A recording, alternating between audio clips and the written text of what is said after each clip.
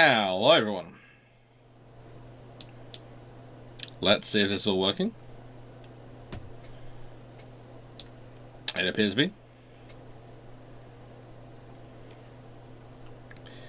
Monetize is on, privacy is on, privacy. Yeah, it's always working. It's already working. Hello everyone. Hello, how are you all doing? So, I do not recommend the chairs to sit on in Epsom General Hospital. Very nice staff. Terrible chairs. Terrible chairs. Hello everyone, how are you all doing? As you can see, this is a bit of a mess behind me, and that's because, well, I still haven't had a chance to reorganise things. So, you know, life happens. Life happens, especially at the moment. Life is happening a lot. I think if I move this a bit this way, and I move this a tad that way, that'll make things a little bit better. Oh, caramba. Hello, how is Mum? Mum is... Well, let's put it this way, there's honestly a video a version of tomorrow's video, which has been partially recorded, even with all the internet issues. And its purpose is to go live if I need it to go live. So, I didn't have anything. If today was turned out to be less successful, it would be okay. It would still be okay, and I'd be able to have a video go live while I was dealing with mum issues. She's got to go back to the hospital again Thursday, which means I should probably have videos back up for Thursday. And I've cancelled Friday's trip to Portsmouth because she's going in for the medical and hearts team on Thursday. So we're not quite sure what's going to happen. The medical and cardiology teams are going to look at her on Thursday. And yeah.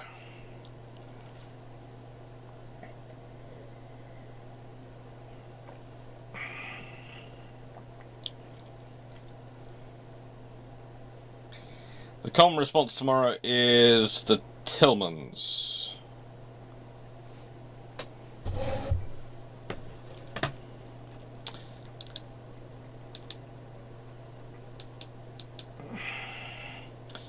I don't think you're right on that one.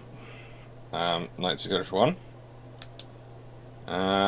Content-wise, common response tomorrow is the Stalingrad class. Tillmans are the 7th of December.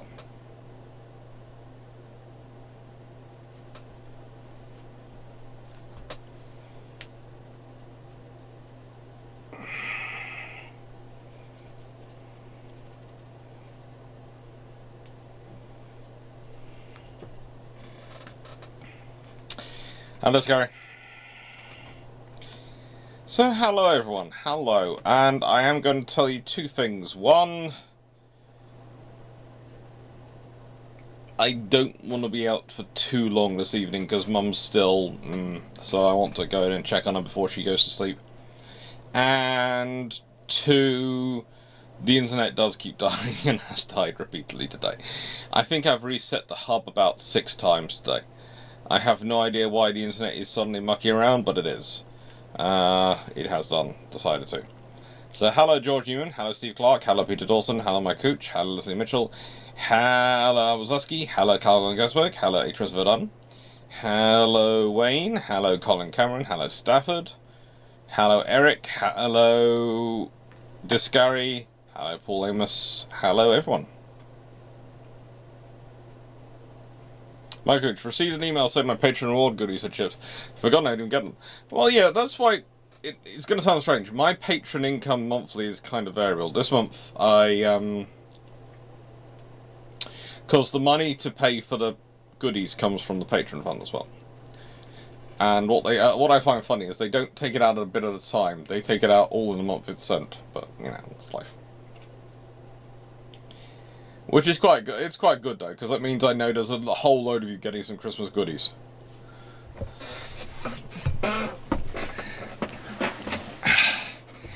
Well, Owain, you're having a floppy research assistant who's trying to steal your lunch. Thank you. Don't worry, it should all be good. Battle of Synop is not the longest live in the world.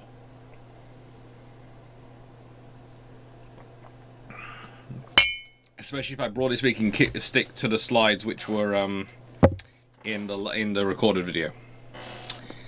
So, it was 170 years ago on the 30th of November.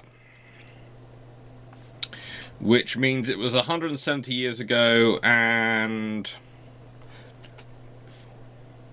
roughly 6 days ago, because we're the 5th. So you can say 5-6 days ago. Hi Tenef, hello DG40. And the Battle of Synop is this interesting battle because so many people project onto it what it should be, especially retroactively. And I had this discussion a lot lately about retroactive history because, thank you Michael Gooch, one interesting thing is, you know, recently I put up a video on the Scharnhorst class, and watching some of the comments through on the Scharnhorst class,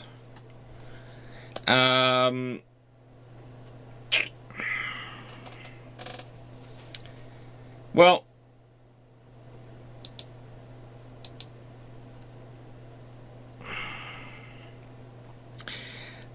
the comments coming through, it's kind of interesting to me how much of history has been rewritten since history.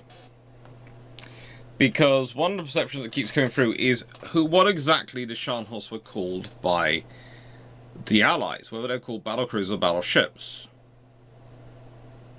Well, at several points in British definitions, they're just listed as capital ships. And in various sections, they are listed as battleships as often as they are as fast battleships as often as listed as battlecruisers. In fact, the sections where they're listed as battlecruisers are often top-down in positions, which are coming from Admiralty briefings. And the Admiralty briefings, they are the Scharnhorst are designated as battlecruisers after Churchill becomes First Lord of the Admiralty. And as I said, it's a rather interesting scenario that, at the moment that Churchill's looking to pause construction, the biggest argument against pausing the construction is the fact that the Germans are building fast battleships, not battle cruisers, which means the British fast ships really can't fight them. They suddenly get reclassified as battle cruisers. And there's a whole thing of whether it was the Americans who classified them as battleships, and then that's been adopted later, or it was the British who classified them as battle cruisers. And, well, it's an interesting scenario. I'd also add that these debates in history are nothing new, which is where it comes back to the Battle of Sinop. Because the Battle of Synop is either this great big watershed moment, but notice I've never used it as a watershed moment, because I really don't think it is one, or it isn't. It's either as impactful as the Battle of Lissa and the Battle of Tashima and the Battle of Trafalgar, or it isn't.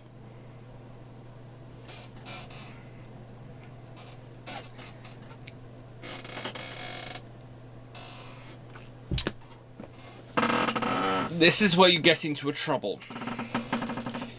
Because one of the arguments I've seen where people said why it isn't as people say it isn't, is because they're basically using the fact that there's not a major navy involved, so that's why they're not treating it the same. But let's be honest, Italy versus Austria-Hungary is the Battle of Lissa. They're both proud navies, they go on for great things, but neither of them at the time, you wouldn't say they were actually in the sort of the realm of the Royal Navy, or in the, you know, the major navies as they're often called. Tashima is the Russo and Japanese. Okay.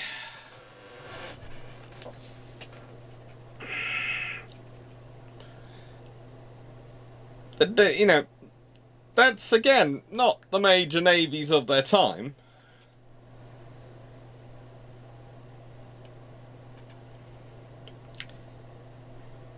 But it's an idea which persists. It's a kind of, well, Trafalgar's great because it's the British versus the French. And you go, well, that's one of, like, 3 battles I list as turning point battles in terms of technological turning points. Lisa, Trafalgar, and Tsushima are the sort of the 3 in alphabetical order. Not in date order. In date order it's Trafalgar, Lisa, Tsushima. Or the TLT. But what's the argument for Synop being such a massive watershed moment? Well, it's because they use shells.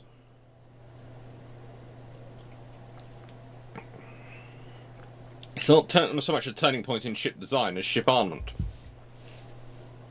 And usually, the argument goes, these shells show that wooden ships can be destroyed easily, so they start building iron ships. And you go, right, so when is the first ironclad built? The first ironclad warship.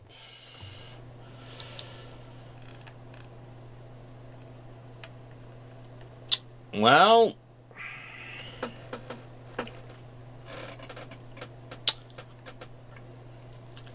you're talking about an iron-hulled vessel, you're talking about the gunboat Nemesis, which was built in 1839 for the East India Company. So that was actually had been in service 14 years by the time of the Battle of the Sinop. So, yeah. Actually, she'd been sold in 1852. So she's...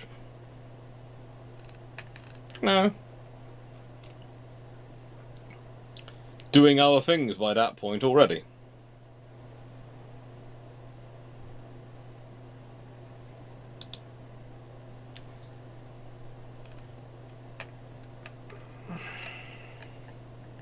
And honestly, War is 1858 and Warrior's 1860, but those are not the first ironclads. Those are ironclads which come about when you've got a realization that you need to bring together all the technologies you're using at the time. So, you can't really link Warrior back to Synop. In fact, the case for you linking it back to Synop is basically going, what's the most recent big battle which was really a startling result? Or an obscene result? Oh, that'd be Synop, so therefore it must be that. It's, how do I put it? Post hoc ergo propter hoc. After, therefore because of. It's a logical fallacy. So,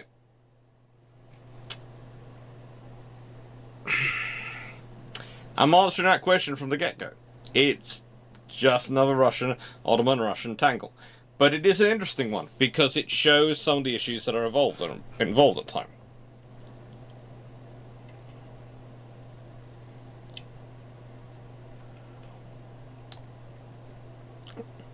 Actually, the internet isn't being kind to me, but I have the view that shells or not, ships of the line beating up frigates isn't going to be a real surprising outcome. No, it really isn't. If we consider that not that long ago, there had been another quite big battle. A quite big battle.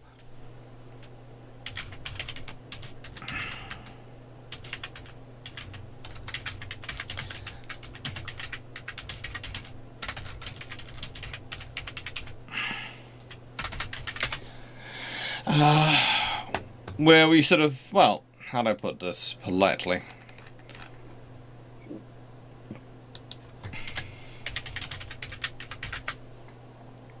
The Battle of Navarino, which I've talked about on this channel, of course, where, again, Ottoman large frigates, which have a lot of guns and are basically spiritual successors, at least in part ways, to the Americans' Big Six frigates, get beaten up by a force of 10 ships of the line and 10 frigates from the the British, the Russians, and the French. That Navarino I've done as a video at some point, and that's a battle to learn lessons from. But yeah, it's we anchor frigates in harbour. Frigates get beaten up by ships of the line when they get in. Nothing new. The difference is shells. That doesn't make it into a special battle.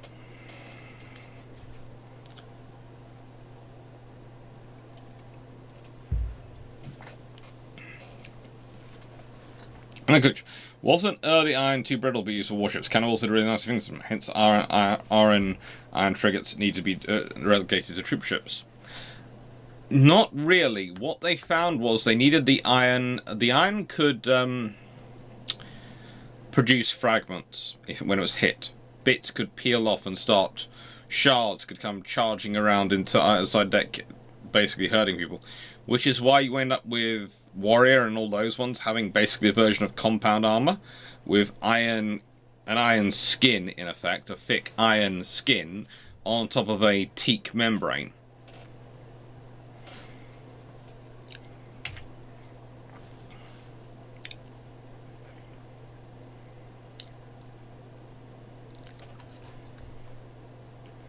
It's exactly that. Knights H have done. The Naval, where a French ship tries to get involved and goes bye-bye, also applies, and plus the Constitution is a great ship, but she sees a third rate. No thanks, ain't finding them. No, it's just, they're not built to fight third rates. This battle did take place in the Black Sea. As Carl Gasberg is pointing out, Nemesis, it worked quite well for her in China, but we'll leave that to one side.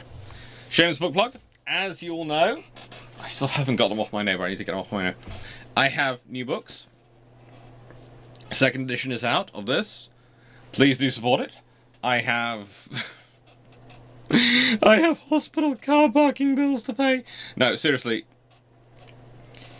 The lessons that I'm taking away from this week are that I've got to try and move my mum and sister as soon as possible because it's really not helping them here.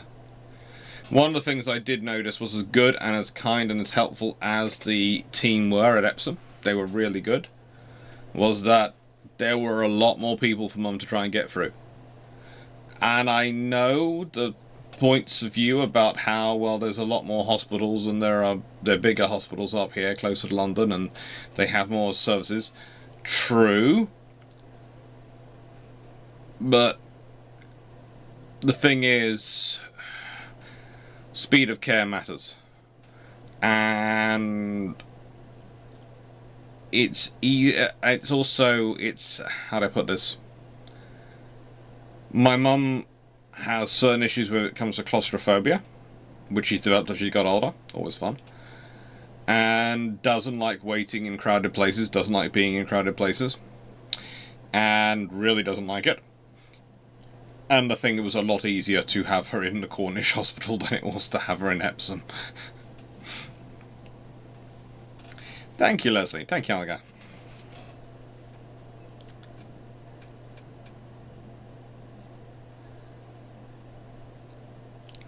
Too much. There is a running theme here. The Ottomans are really terrible at naval warfare. Okay. At this point, the Ottomans aren't so much terrible at naval warfare as they are still trying to rebuild their navy.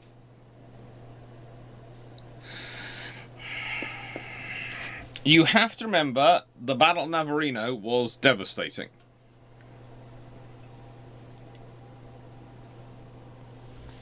And it happened in 1827.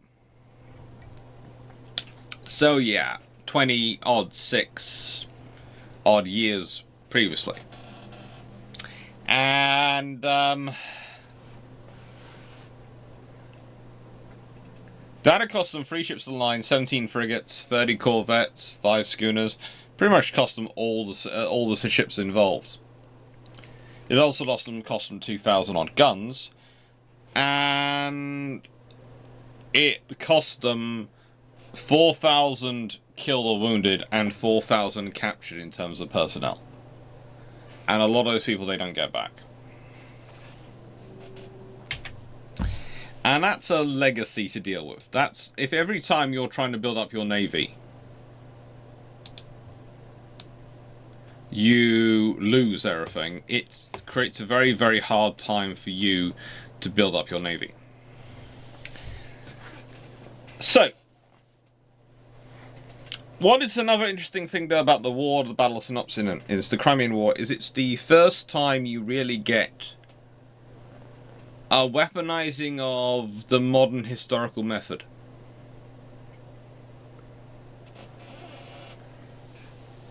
That's a scary concept for people to think about, but let me explain, okay? The historical method is, of course, about a way of putting together an argument using evidence.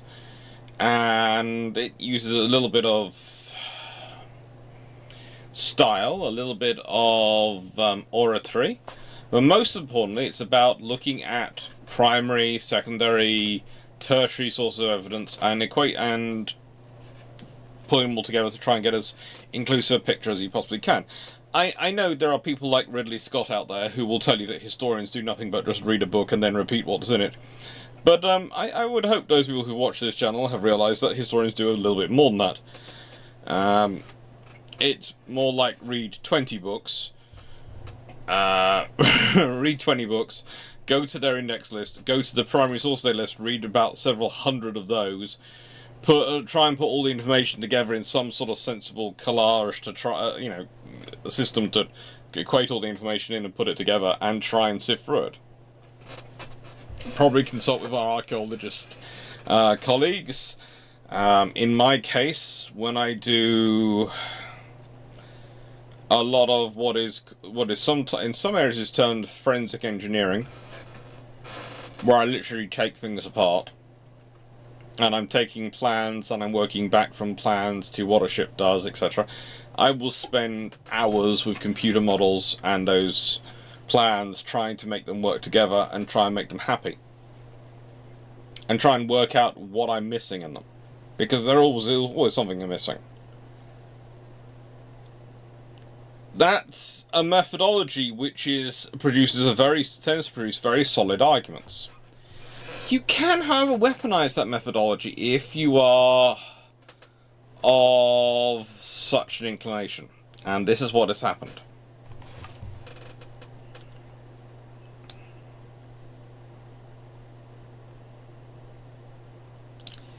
France takes Algeria from Turkey, and almost every year England annexes another Indian principality.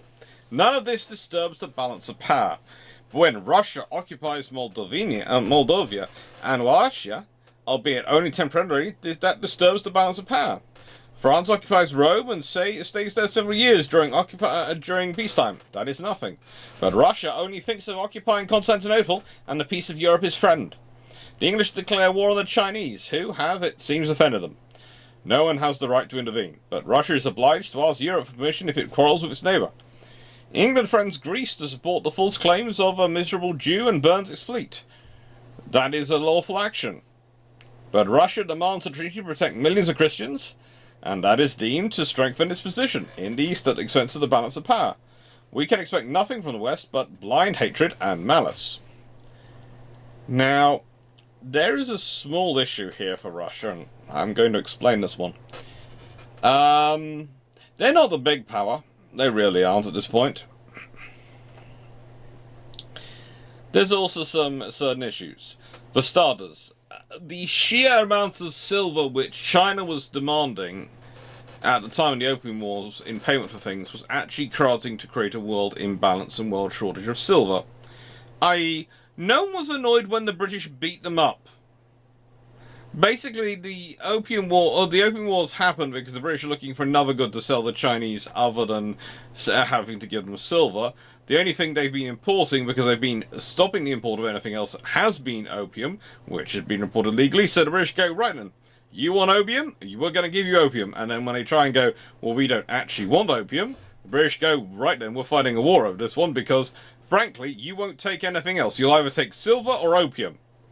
And the world hasn't got enough silver to keep feeding your needs of silver.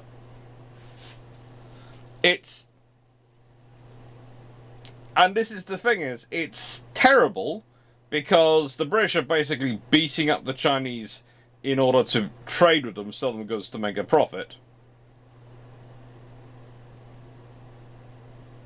But the reason no one's getting involved is everyone else acting in their own self-interest is going, well, frankly, on the silver issue, you've been causing issues.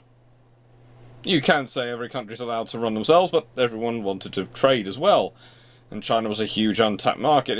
It's a mercantilist. It's an absolutely purely mercantilist war. It is complete mercantilist economic theory in action, the Opium Wars. Anyway, but that's why no one was really not when they did that. As for India, well, India was de facto British territory anyway, at this point. No one really considered anyone else's, so Britain having more power in India was no change in the status quo. More importantly, though, Britain was the status quo. At this point, Britain is it. Britain is the primus inter pares. They are the most powerful nation. They're the ones where, if you want to do anything else in the world, you've got to have Britain's support, or at least acquiescence. Otherwise, you won't get there because Britain controls all the routes. And at certain points, Russia shows a massive level of naivety. You know, the thing I love is they offer Britain Egypt and Cyprus in return for they would take the Middle East from the Ottomans. And I think Britain would think that's a good idea. Without thinking, of course, Britain would realise that the Middle East will bring the Russians far closer to India, which the British really do not want the Russians getting close to India. And that will create the British even more problems. So why would the British go, yay, you've given us control of Egypt and the Suez Canal, which means, yay, we control that, but you could try and take that off us with your armies, because you'll be within striking range, because you won't have the Ottoman buffer between between us and you. And you can also attack India from that position. What makes you think that's a good deal? But surely you should see this as a good deal. You get Egypt and Cyprus. We get a bloody excuse the French, we get a noose around our necks. It's just not sensible. But for Russia, they feel spurned because the British do not want to take that deal. Russia's leadership has often in foreign policy has had a absolutely terrible understanding of the concept of the other person is allowed to have opinions of their own about what's good for them.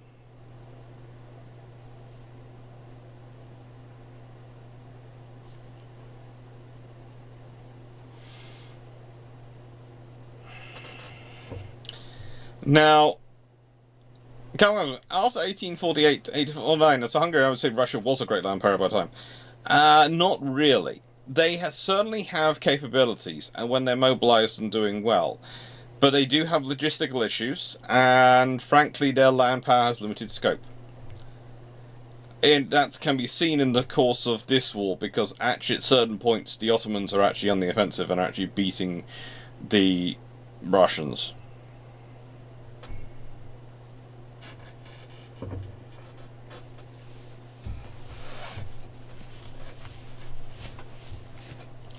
Not like us Brits do not have a history of mercantile wars.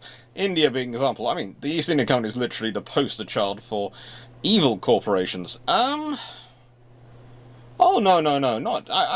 You see, the thing is, I would call the East India Company many things, but I wouldn't say evil corporation. No. Evil is... they are doing it for the joy of violence and destruction and hurting people. No. Avaricious. It's far more potent than evil. It's far more potent than evil, is avariciousness.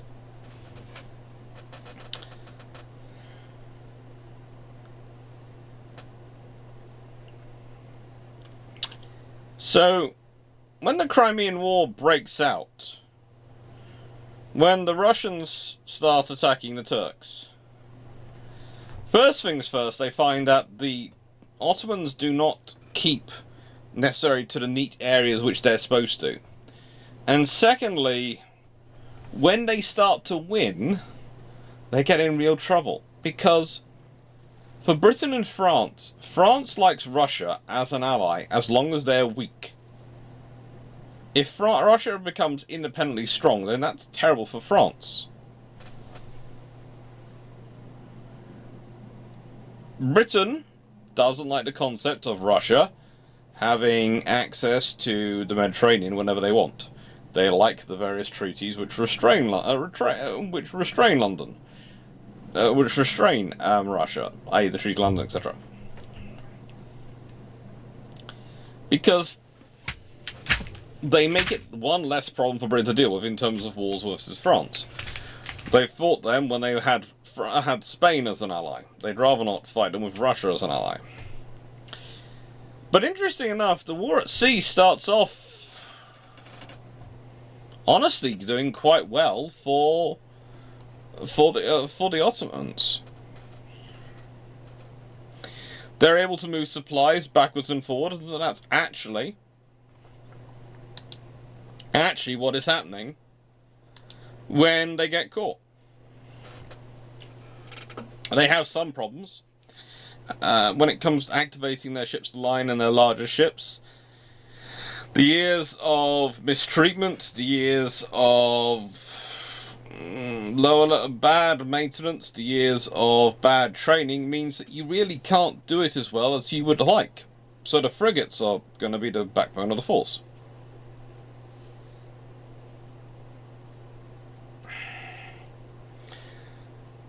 Nice agreement. So the reason for a major reason for the logic which went into carrying out the opening wars was because China was asking for silver all the time, and they weren't trading anything else.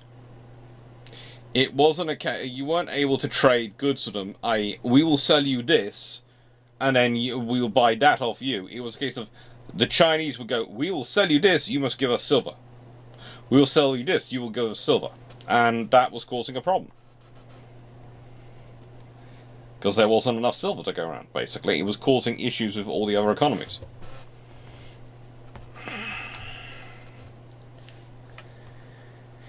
Now, the thing is, Russia has the stronger fleet. So honestly, you would have expected Russia to dominate the Black Sea from the get-go. You would have expected Russia to be in charge and dominant in the Black Sea from the get-go.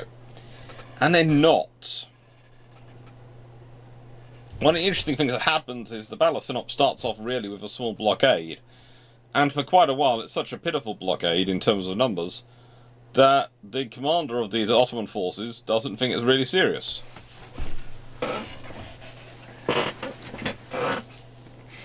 Furthermore, as said, those ships had actually been carrying supplies backwards and forwards, which had allowed the Ottomans to actually start advancing in certain areas. So whilst the Russians are advancing on the Danube and Trans-Caucasus, well, the thing is, the Russians were forced back in the Caucasus, and the Ottomans were actually pushing through them. At several points, the Caucasus Corps of the Russian army is in danger of being successfully surrounded and being annihilated. So yeah, the Russians had forgotten that the enemy gets a vote.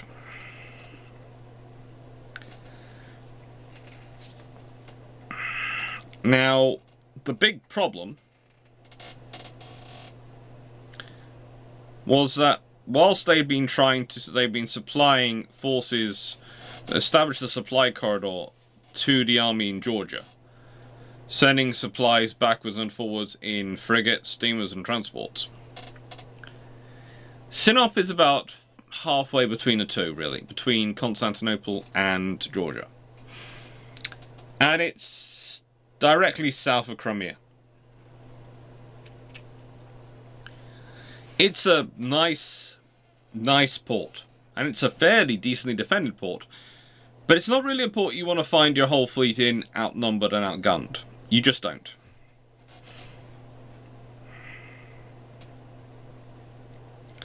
And one of the things I will say about the Battle of Synop, though, is that, thankfully, there have been many, many pictures produced of it. Many, many pictures I've produced, right? Lots of paintings.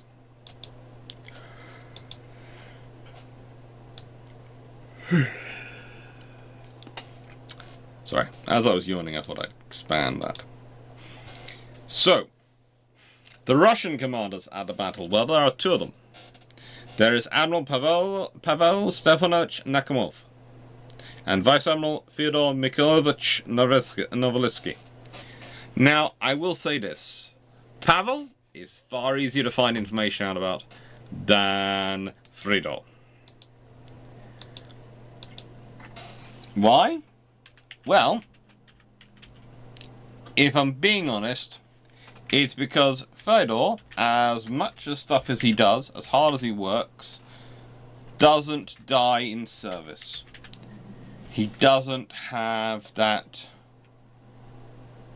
useful how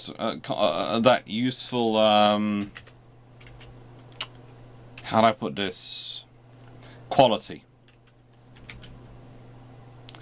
of dying.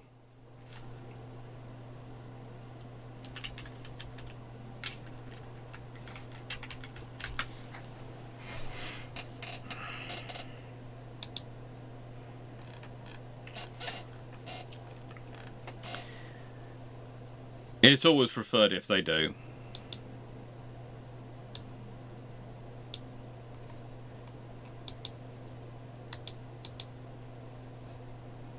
It's always preferred if they do. If they die, it makes life so much easier.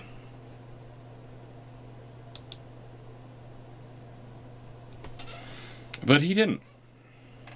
He lived. Pavel died during the Crimean War, defending. He died fighting. He died, defending Sevastopol. He's wounded and by a sniper and dies a few days later in a true Richard the Lionheart fashion.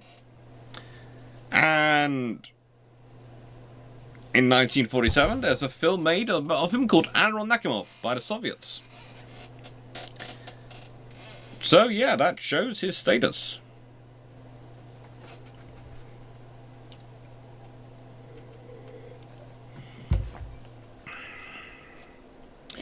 There is any first rates in this battle. There are first rates in this battle.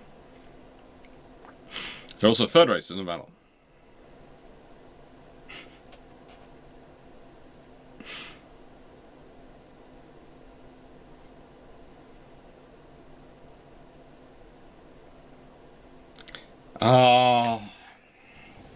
My take, everyone, I often wonder where you hang out on the internet to find such incredibly interesting people to have arguments with. Because I don't. I manage to avoid those people. And then I remember, you are far more active on Drax server than I am. And that is probably because I swear some people go there to try and bait him into fighting them. Whereas they mostly end up arguing with his server admins and losing. So basically he kind of becomes like the boss of the server. It's kind of like the dungeon scenario, where you will fight increasingly more powerful and more potent admins until you eventually reach Drak, who will destroy you. Whereas you turn up on my server and it's more a case of, yeah, we'll chat with you, but you go too strange, we'll brig you. We just... it's going to sound strange, but it's a legacy of a legacy. I love listening and having people chat, but once people start peddling absolute tosh without any evidence to back it up, this is the thing. I don't mind. I will listen to any argument that you bring along, as long as you have actual evidence to back it up. And when I say actual evidence, I mean designs, drawings, references, books, etc. These sort of things. I'm not talking about just, well, I think. I understand as I set myself for this channel. It's like when I'm talking about Winston Churchill in the run up to World War One, in run up to World War Two, and I'm talking about the Scharnhorst. I can actually point to the debate going on in the Admiralty, and I can point to how the debate changes after he becomes First Lord of the Admiralty, and I can go, look, this is the change. So there is a fact. And I can point to the other factor, which is the debate was going on about when they're pausing. You can't pause them because we need fast battleships to deal with fast battleships. Well, what happens to their battle cruisers? Well, then we've got 3 and they've got 2.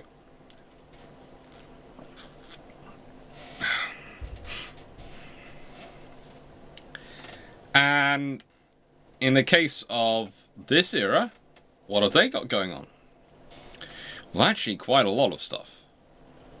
There's quite a lot of stuff which comes out about these various wars, because they are both sources of great patriotism. It's one of the interesting things I find, and that's one of the reasons why I've included a certain admiral in the another admiral in the grouping, even though he's not one of the fleet commanders. But Novoska, I would say these two have an interesting relationship in that I would call Nakhimov the offensive admiral. He leads the fleet into battle, he does the fighting, he commands the battle. But Novoseletsky is the officer who trains that fleet, who provides that fleet. So basically, you need these two. You need both of them. I got like William using that. Yeah, that was on the Graf Zeppelin one. And I kept my patience as well as I could with that one.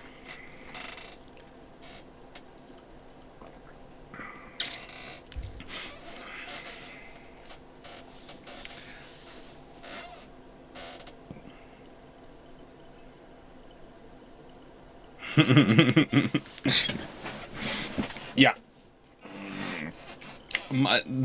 There is the fact that I'm fairly certain Drake occasionally turns up in my turns up quite often in my Discord server, wandering around just to enjoy the conversations because of some of the things he says.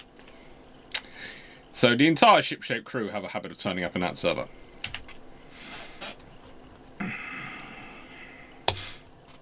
So the commanders of the Ottoman fleet. Well, you have Petrona, Osman, Pasha. That's him pictured in the hospital in Russia in 1854. He's a decent guy. He tries his best as leaders go. He tries his best to lead his fleet.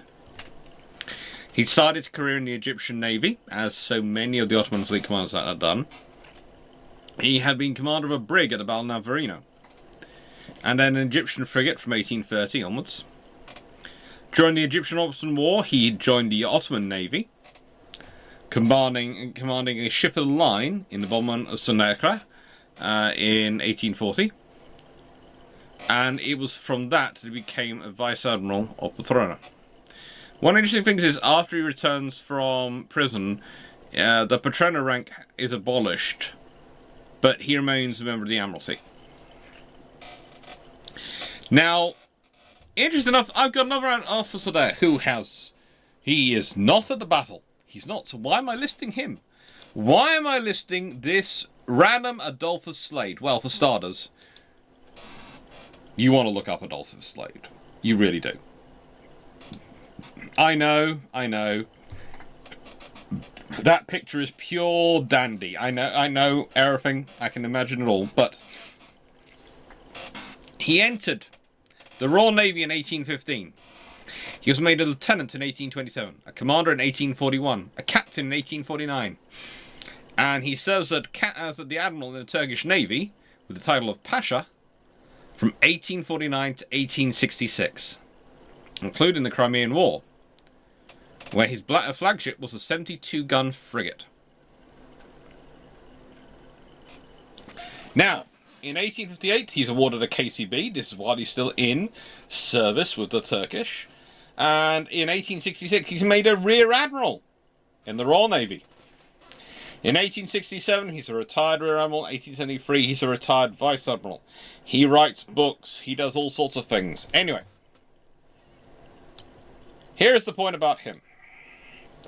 And here is the point we're going to see about the battle.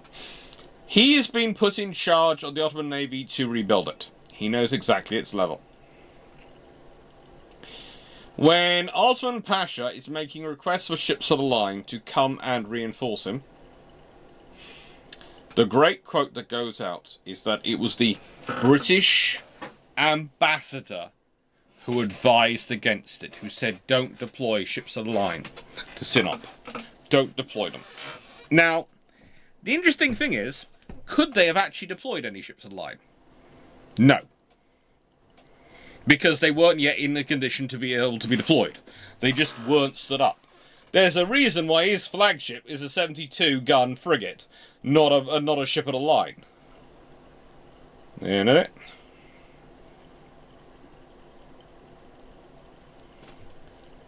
There's a reason for that.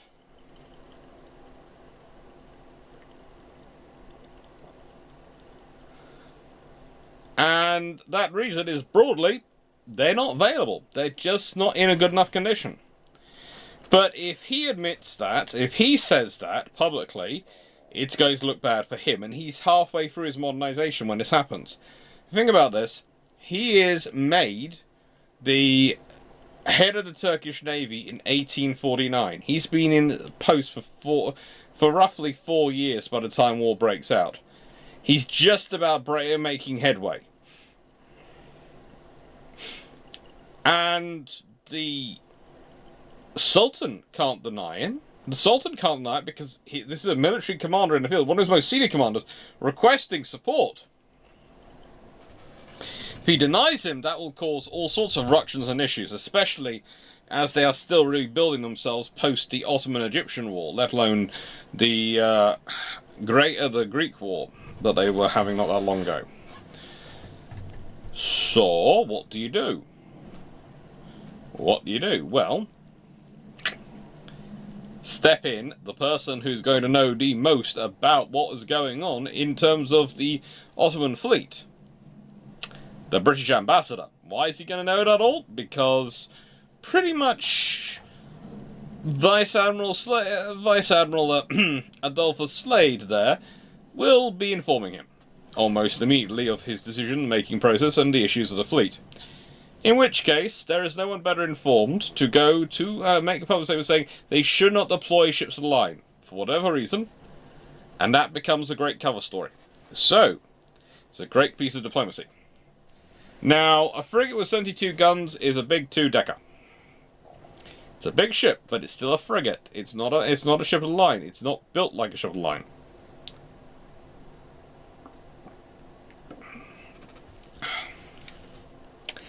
Now, there is the interesting question, Algo. Was the frigate pierced for 72 or carried 72? That is an interesting question. That is a very interesting question, which we get into at a certain point once we start looking at the fleets. The Russian fleets are pierced for these, definitely. And the Russian fleet starts out as pretty much the 3 second rates. 384 ships, gunships. The Imperatia Maria, the Chesma, and the Rostalov. These 3 ships are the vessels which Nakhimov leads strongly straight down the Synop and goes, I have spotted the Ottoman fleet. We will now impose a blockade. And quickly, I'm going to send one of my only frigate back to Crimea to get more ships.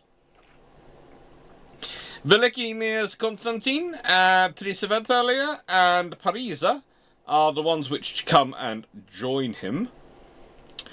And the Clarke and the Kagul, and the Odessa, and the Krim, and the Kernasys ran out the force.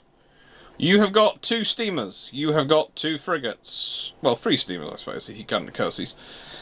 3 steamers armed with 4 guns, 2 frigates, and then you have 6 ships of the line.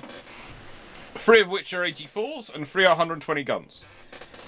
So when we do some simple maths, you will go, ooh, they have a lot of guns. They do. They do have a lot of guns. They have, in terms of all the vessels of frigate and above alone, they have 612 plus that. Okay, make sure I have that. 710, 720, and its total is 722 guns.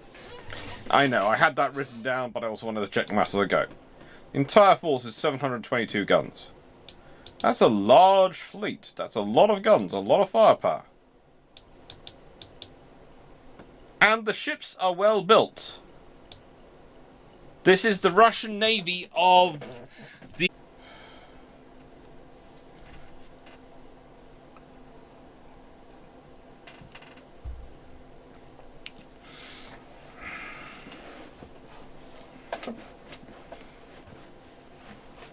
Hello.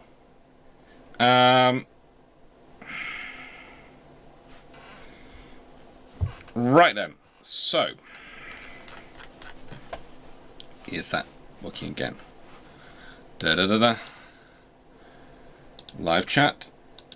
Hello.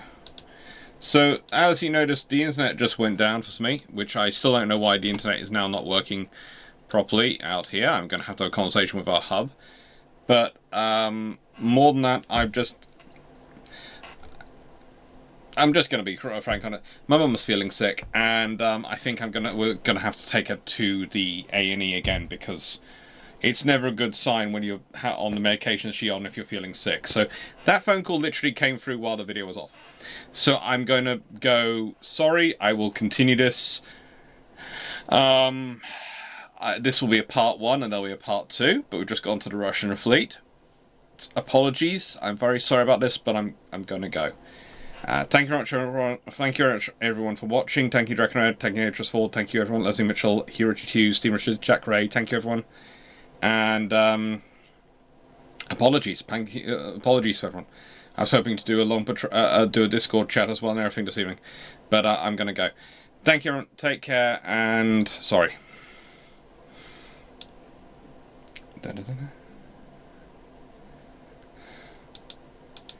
Wrong video. Oh. And if I'm not able to do a video tomorrow, I've got something recorded already. But I do apologise again. But hopefully I'll be able to do part 2 of this tomorrow. Thank you.